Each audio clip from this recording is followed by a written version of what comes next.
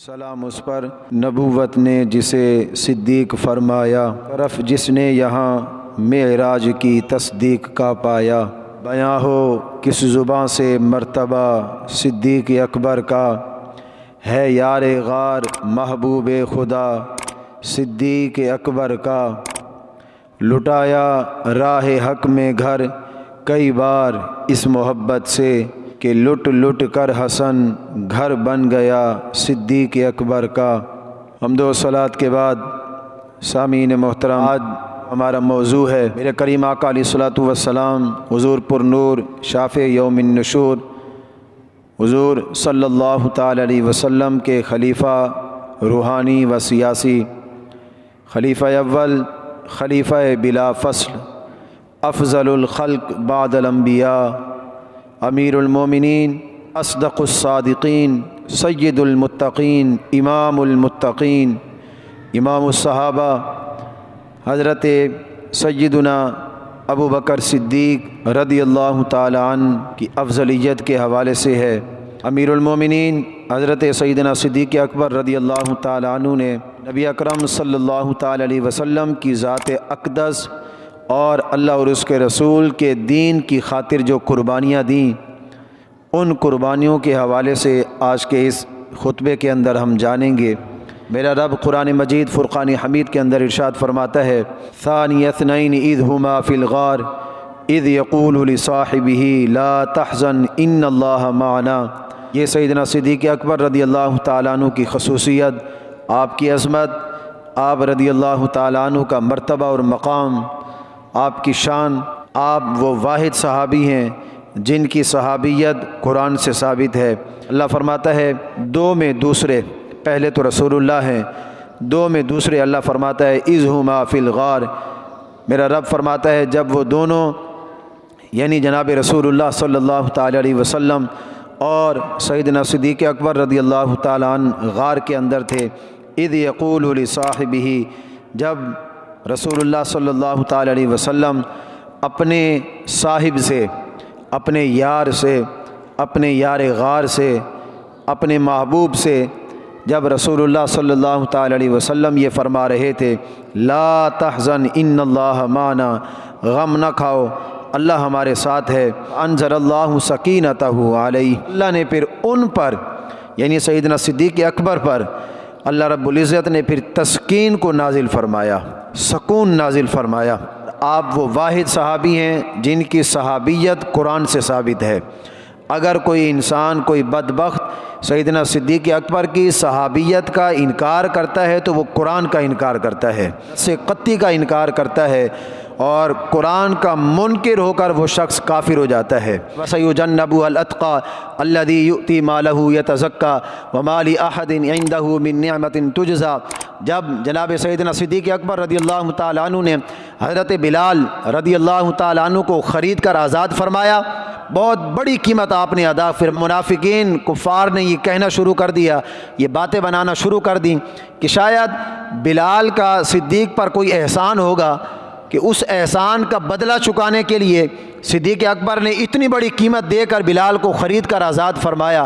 شاید انہوں نے کسی احسان کا بدلہ چکایا ہے۔ جب کفار نے یہ بات کی سیدنا صدیق اکبر کے تقوی کے حوالے سے، سیدنا صدیق اکبر کی شان کے حوالے سے،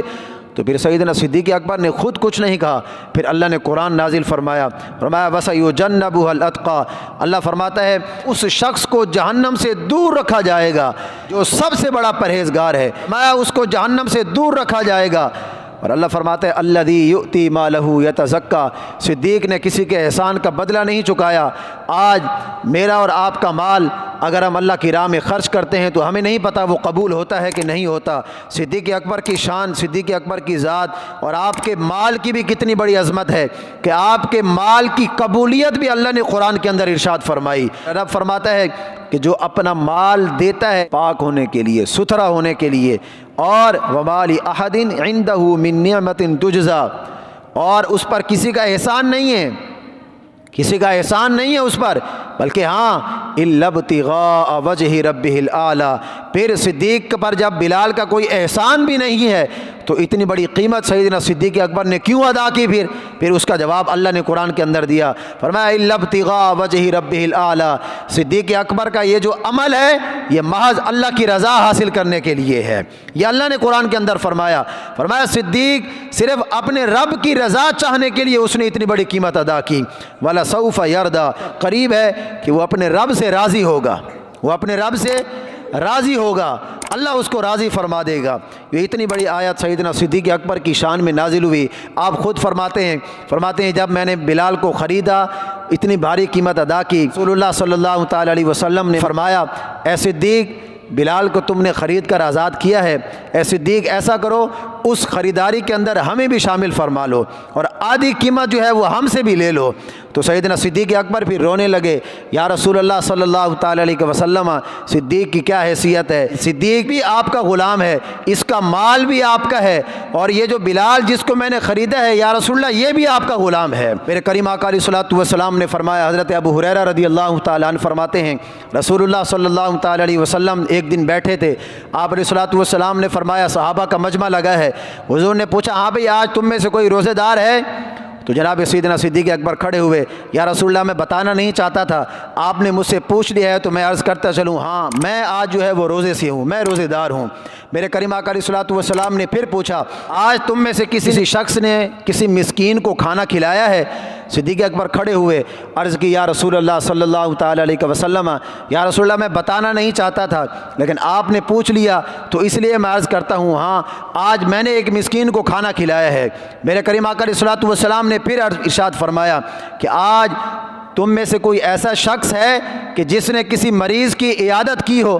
کسی مریض کی اللہ کی رضا کے لیے عیادت کی ہو، اس کے پاس گیا ہو؟ تو سیدنا صدیق اکبر پھر کھڑے ہوئے، عرض کی یا رسول اللہ صلی اللہ تعالی علیہ وسلم، یا رسول اللہ میں بتانا نہیں چاہتا تھا لیکن آپ نے ارشاد فرمایا ہے، پوچھا ہے تو میں اس لیے عرض کرتا ہوں یا رسول اللہ آج میں نے ایک شخص کی، ایک مریض کی جو ہے وہ عیادت کی ہے۔ میرے کریم آقا علیہ الصلوۃ والسلام نے فرمایا کہ اے میرے صحابہ، جس نے جنتی شخص کو دیکھنا ہو وہ ابو بکر کو دیکھ لے،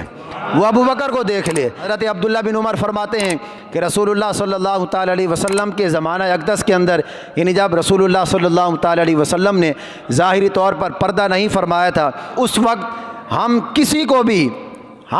کو بھی آج دنیا میں کوئی کتا بھونکے کہ فلاں صحابی افضل ہے، صدیق سے فلاں افضل ہے، یہ حضرت عبداللہ بن عمر کی گواہی فرماتے ہیں۔ ہم حضور کے دور اقدس کے اندر، حضور کے ظاہری پردہ فرمانے سے پہلے،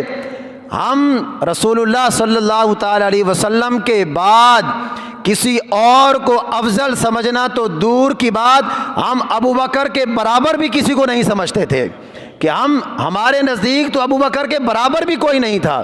افضل تو بعد کی بات ہے نا، پہلے تو برابر بندہ ہوتا ہے پھر جا کے افضل ہوتا ہے۔ حضرت عبداللہ بن عمر فرماتے ہیں ہم تو صدیق اکبر کے برابر بھی کسی کو نہیں سمجھتے تھے، ہم سیدنا صدیق اکبر کو سب سے افضل سمجھتے تھے، اور پھر اس کے بعد ہم حضرت عمر کو افضل سمجھتے تھے، پھر حضرت عثمان کو افضل سمجھتے تھے۔ حضرت ابو ہریرہ رضی اللہ تعالیٰ عنہ اس کے راوی ہیں، فرماتے ہیں رسول اللہ صلی اللہ تعالی علیہ وسلم نے فرمایا صحابہ کا مجمع لگا ہوا ہے، یہ صدیق اکبر۔ میرے کریم آقا علیہ الصلوۃ والسلام نے فرمایا کہ میرے پاس جبرائیل آئے، جبریل امین میرے پاس آئے اور انہوں نے میرا ہاتھ پکڑا تاکہ مجھے جنت کا وہ دروازہ دکھائیں جس دروازے سے میری امت گزر کر جنت میں داخل ہوگی۔ سیدنا صدیق اکبر رضی اللہ تعالیٰ عنہ نے عرض کی یا رسول اللہ صلی اللہ تعالیٰ علیہ وسلم، یا رسول اللہ میں چاہتا ہوں کہ کاش میں بھی آپ کے ساتھ ہوتا تو میں بھی اس دروازے کو دیکھ لیتا، میری یہ خواہش ہے اس وقت کاش میں بھی آپ کے ساتھ ہوتا تو میں جنت کے اس دروازے کو دیکھ لیتا۔ میرے کریم آقا علیہ الصلوۃ والسلام نے فرمایا